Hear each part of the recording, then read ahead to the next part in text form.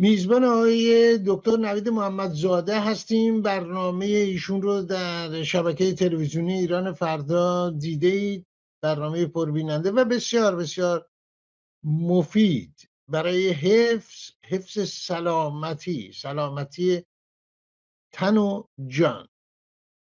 گفتنی ها بسیاره درباره ایشون، فعالیتاشون، تلاشهاشون و اینکه چه محبوبیت گسترده‌ای دارن در میون کسانی که خواستار حفظ سلامتشون هستن، با دانش گسترده و عمیقی که دارن و در کلینیک خودشون همکاران بسیاری که کمک میکنن به مردم برای حفظ سلامت. به اتفاق شما خوش آمد میگیم به آقای دکتر نوید محمدزاده. خوش آمد. درود بر شما جناب چالنگی، خیلی ممنون از لطفتون. من فقط وظیفه‌مو انجام میدم و خیلی خوشبختم که در برنامه‌تون هستم. ممنون از وقتی که به من دادید. سپاس بسیار. خوشحال هستیم که هستید. این رو من بگم در سفر مصر وقتی اینو داشتیم که جناب محمدزاده هم همسفر بودن و در کنار نیل شهر قاهره. خب نوید عزیز، شما بفرمایید. ما روز شنبه کنفرانسی در لندن داشتیم در همین زمینه‌های مورد اشاره، راجع به مدیریت بود، مدیریت جامعه بود، در شرایطی که در ایران خب مدیرانی که هستن واقعا چه مدیری، چه پشکی و چه پشمی، که البته پشم هست ولی به هر حال از شما میشتم این کنفرانس چه بود نوید عزیز؟ مرسی جمشید جان. ببینید جمشید جان، همونجوری که مستحضر هستیم، خب من در 15 سال از نزدیک با وضعیت داخل نظام سلامت آشنا هستم، مخصوصا به خاطر این برنامه‌هایی که تهیه کردم و ارتباطاتی که داشتم در طی این 15 سال و ورکشاپ ها و مطالعاتی که داشتم. متوجه شدم که در عین حالی که ما از نظر استعداد و تالنت و متخصصین در داخل ایران هیچ کمبودی نداریم، ولی باز مشکلات نظام سلامت ایران یکی دوتا نیستن و ده ها نکته کور و در واقع عدم دسترسی کامل به مزایای درمان و مسائل پزشکی هست که بعد از مطالعات و فکرهایی که داشتم متوجه شدم که همونجوری که همه متوجه هستیم در همه زمینه‌ها متاسفانه مدیریت یا عدم مدیریت بگیم بهتره در ایران هیچ جایگاهی نداره. نظام سلامت هم به طور شدید از این عدم مدیریت و استعدادها در رأس مدیریت رنج میبره و به همین خاطر هیچ کاری در نظام سلامت ایران با وجود استعدادهای بالا به طور سیستماتیک انجام نمیشه.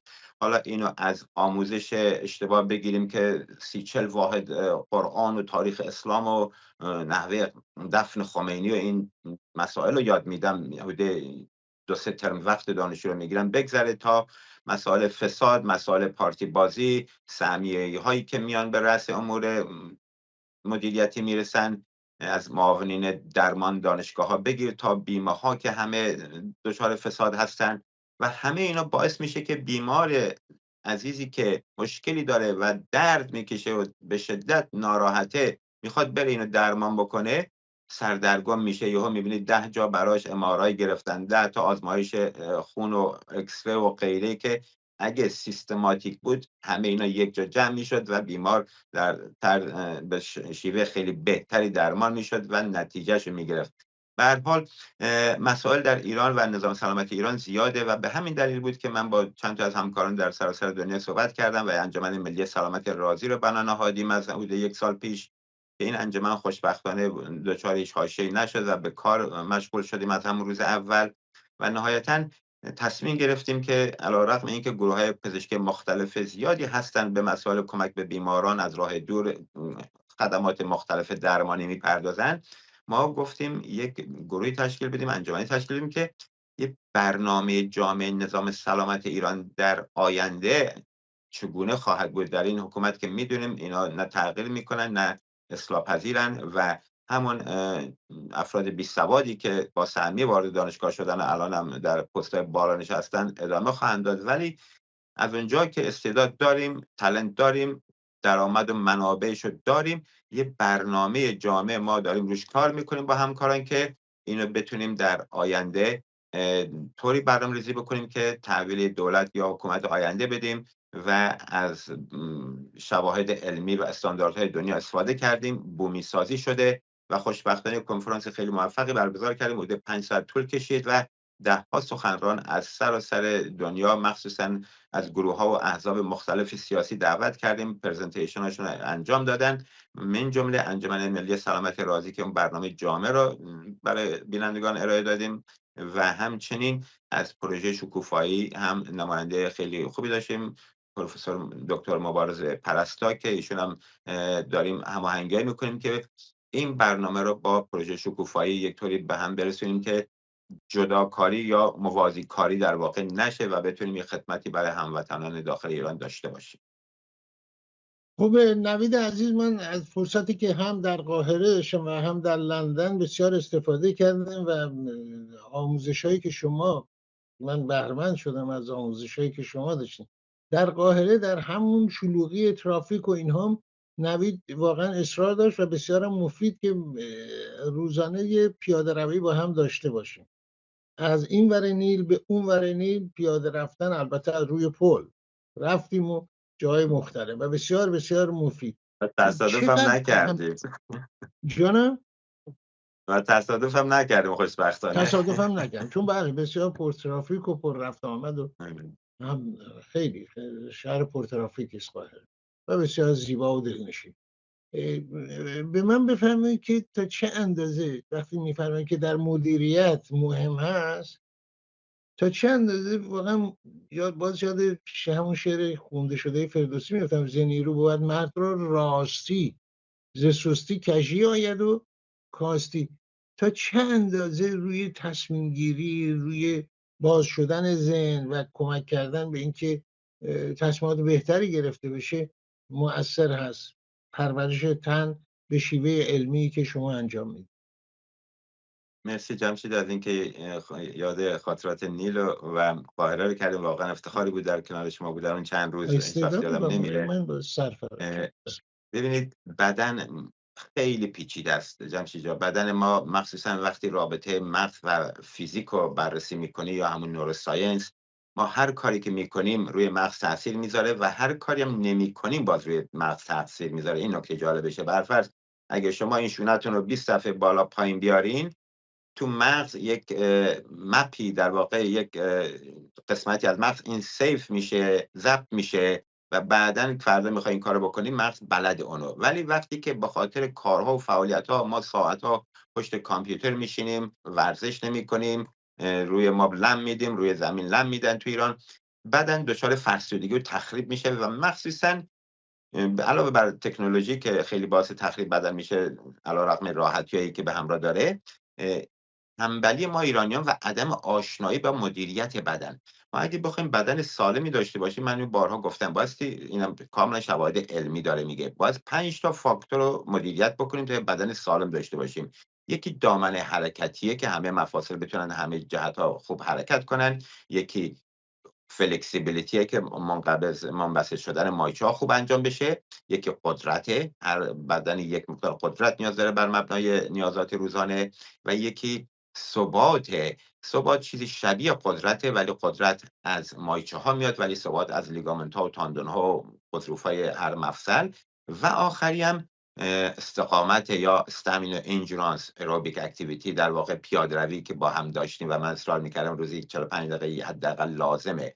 حالا هر کدوم از اینا کمبود داشته باشیم بدن ناقص بار میاد. من بارها ورزشکاران قوی را دیدم ولی مثلا میگه گردن تو ببر چپ و راست، میبینی بیشتر از چند درجه نمیره، یا برفرض یه آسیب یه جایی میبینه بدن دچار خشکی و تورم اینا میشه. اینه که مدیریت بدن که در برنامه زنگ سلامت به طور اختصاصی برای هر آسیبی کامل توضیح دادیم، رجوع میکنم، تقاضا میکنم بینندگان با اونجا رجوع کنن و ببینن اینا را. یکی از مشکلات در کشور ما عدم اطلاعات درست و آگاهی درسته که در این تلویزیون ملی هزاران برنامه چرند میبینیم صبح تا شب، میبینم در واقع مردم یا ساعتها آخوندی میاد اونجا چرت و پرت میگه، ولی 4 تا برنامه آموزشی در رابطه با مدیریت بدن کسی یاد نمیده. بیارن هم یه نفر سمیه و بسیجیه که باز اطلاعات درست رو نداره. اینه که در کشور غربی مردم، مثلا من مریض دارم 85 سالش، از ساوت تا نورت ولز، یعنی حدود 80 مایل 100 کیلومتر 150 60 کیلومتر رو در 3-4 روز پیاده روی میکنه در بالای تپه ها و کوه ها، یا میدوئن ساعت ها در روز، یا حداقل 1 ساعت ما تا 45 دقیقه پیاده‌روی لازم داریم. و مخصوصا به پیاده‌روی اشاره کردین، همونجوری که خدمتتون عرض کردم، پیاده‌روی معجزه سلامتی جمشید جان. ما اگه پیاده‌روی بکنیم یه هفته، بعد متوجه میشیم. به پیاده‌روی به سادگیش نگاه نکنید. بدن ما ساخته شده برای پیاده‌روی. پیاده‌روی رو از بدن بگیری یعنی بیمارش داریم میکنیم. پیاده‌روی مبنای حرکته، چون فقط پاها کار نمیکنن، باسن میچرخه، دستا میچرخن، بالا تنه میچرخه تو پیاده‌روی و گردش خون فعال میشه، سیستم تنفسی فعال میشه، مایچه ها قوی میشن، مفاصل حرکت میکنن. حتی شواهد علمی میگن کسی که آرتروز زانو داره یا کمردرد داره، بازم باید پیاده‌روی بکنه که سیستم بدن اون در واقع وایبریت میکنه، همه چی رو تنظیم میکنه. برای هضم غذا خوبه، برای خواب خوبه، برای دپرشن خوبه، برای استرس خوبه، برای بیماری های نورولوژی چقدر خوبه پیاده‌روی. اصلا وقتی راجع به پیاده‌روی مطالعه میکنی جمشید جان، باید ماها مقاله بخونی. واقعا هر چی میخونی باورت نمیشه که اینقدر این پیاده‌روی به این سادگی میتونه آدمو سالم نگه داره. اینه که من از همه بینندگان شما تقاضا میکنم حداقل روزی 45 دقیقه تا 1 ساعت پیاده‌روی کنن و اون پیاده‌روی هم سعی کنن دستا رو خوب حرکت بدن، یکم تند باشه که گردش خون و سیستم قلب و اینا، تنفس بهتر کار بکنن. خب من اینو بگم در قاهره خب ما گفتم خودروهای زیادی هست، بسیار زیاد، ترافیک خیلی سنگین و من گاهی وقتا نگران میشدم، میگفتم که نوید جان مواظب باید. میگفت نه از بهانه نیار، باید ادامه بدی. میگفتیم تاکسی سواشیم، نه باید ادامه بدی، لازمه. و چقدر مؤثر بود، چقدر مؤثر بود. یادش خب بخیر. گفتین که همسفر دیگه نازنینمون هم که خب میدونید امین عزیزم با ما همسفر بود. اما همین بیشتر پیاده رویاشو صبح زود میره چیزای دیگه رو ورزش ترجیح دادن، خب پیاده‌روی رو نیومدن. و میرم بیشتر تنیس بازی میکردن. برای بله. بفرمایید که نوید جان برای هر سنی گفتید مراجعه کنندگان بالای 80 سال هم دارید شما، این اشاره کرد بله هر بله. سنی این پیاده روی میتونه. این نکته‌ای که جالبه جمشید جا، اولا که ما تا آخرین لحظات زندگیمون به حرکت نیاز داریم. منتها بعضی وقتا بیماری‌هایی میان سراغ آدم که اونو باید یک مرحله خاصی را بگذرونی، بر فرض چند روز استراحت کنی، بعد دوباره با ورزشی که اون خوب میشه. کلا من به طور خلاصه، چون وقت من داره تمام میشه، حتما بگم که در هر شرایطی اگه هموطنان دسترسی به یک همکار فیزیوتراپیست دارن مراجعه بکنن، اگه نمیتونن به چند روزی استراحت، بعدش حرکت رو باید شروع کرد، منتها حرکت اصولی برای درمان بیماری که باز بحث اختصاصی میشه در برنامه زنگ سلامت در آرشیو ایران فردا و روز کلینیک همه چی هست. خب اگه کسانی بخوام با شما تماس بگیرن از ایران جاهای دیگه، به چه شکل میتونن تماس بگیرن از آموزش های شما بهره مند بشن؟ ممنون. از همه طریقا، ایمیل، سوشال میدیا، اینستاگرام، یوتیوب ما خوشبختانه هر کدوم 20,000 سابسکرایبر داره. میتونم مردم همیشه در تماسم. من هفته ای شاید 30-40 تا جواب همجوری در خدمت هموطنان وقت میذارم، جواب میدم، همه رو بدون چشم داشتی. و مهم اطلاعات خوب و درسته که در کدام مرحله از بیماری کدام تمرین ها رو چگونه و به چه اندازه انجام بدین. شما به مسئله سن اشاره کردید جمشید جا. حتی آدم 99 ساله روی تختم که خوابیده باشه میتونه نیم ساعت، من 1 ساعت تمرین بهش بدم بدون هیچ مشکلی. اینه، باید راه حلش آدم بلد باشه که اطلاعات درست بهترین جواب برای رسیدن به اون راه حله. یعنی توجه دارین بینندگان که حتی ایرانیانی که دل در گروه ایران دارن مثل نوید عزیز و متخصصن در هر زمینه‌ای، فکری برای آینده ایران دارن. ایران زمانی که در اختیار خود ایرانیان هست و حکومت و دولتش مجری منویات مردم ایران. نوید عزیز همکارانش هم در این زمینه برنامه‌هایی دارن. من من فقط نمیتونم یه نوید جمله در بگم جمشید حتما در این جان. ببینید، این یکی از اهدافی که انجمن ملی سلامتی رازی داره. ببینید دوستان، با امکانات و منابع و استعدادهایی که در ایران داریم، ما میتونیم نظام سلامتی در حد اروپا، آمریکا، کانادا داشته باشیم با حتما همین منابع. ولی متاسفانه برنامه نیست، رو اصول نیست و همینه که مردم اینقدر درد و ناراحتی میکشن. در آینده امکانات قطعا خواهد بود. کمان که کلینیک ایشون در لندن بسیار بسیار محتشم و محترم و مجهز و زیباست. من نمیتونم نوید در برنامه باشه و